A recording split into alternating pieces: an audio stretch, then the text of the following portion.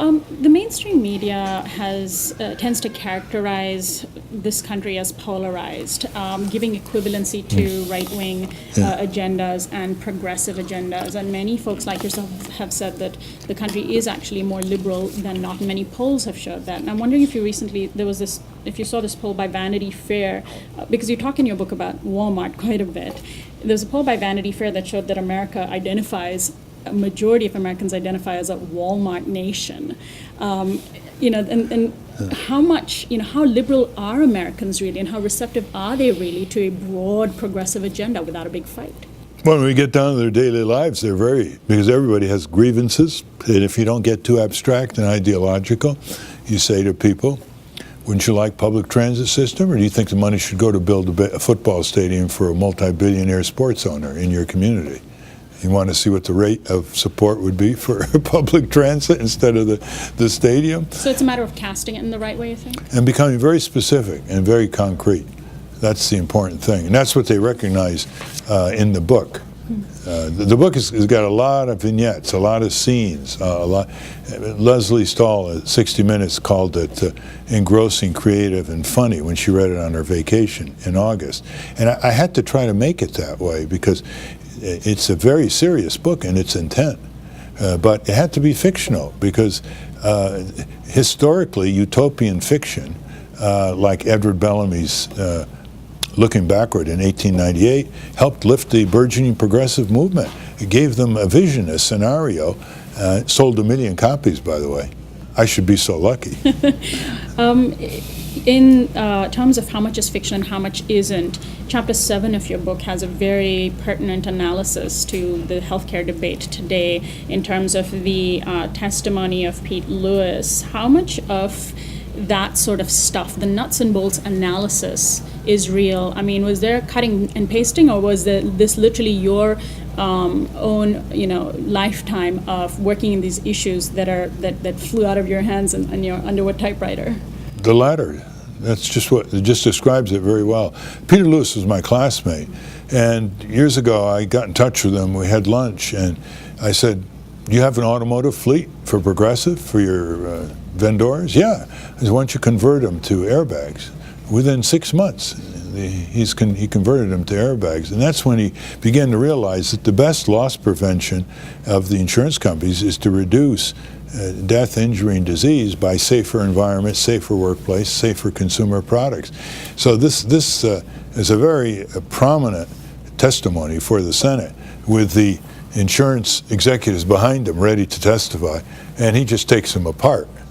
And so, in that sense, it was what I've been trying to get the insurance companies to do all these years. Some of them, like Allstate and State Farm, supported airbags. Now, let's talk a little bit about aesthetics. You mentioned during your talk that Yoko Ono, who is one of the 17 billionaires, is someone who brings out the aesthetics of the movement.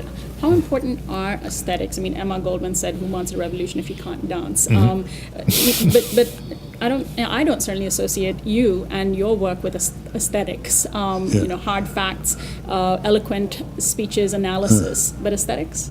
Okay, they had a challenge. They wanted to bring people into rallies in the center square of major cities all over the country for their lunch break.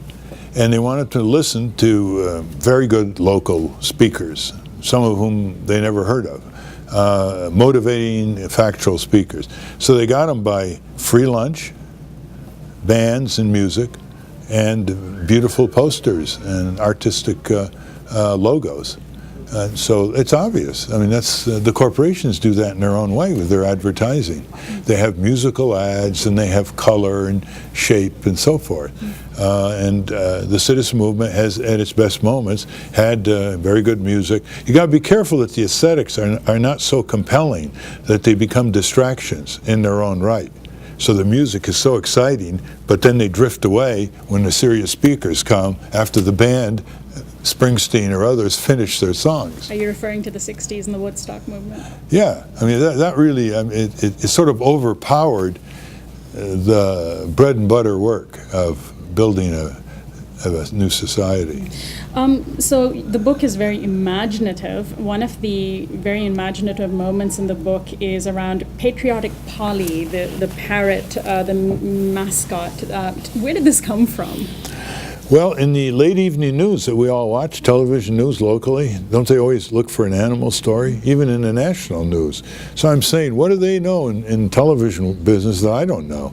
Well, obviously they know that people suddenly perk their attention when there's an animal story. So I had these billionaires looking for a mascot to highlight their 1-minute ads that they put all over the country when they started the movement in March and April of 2006.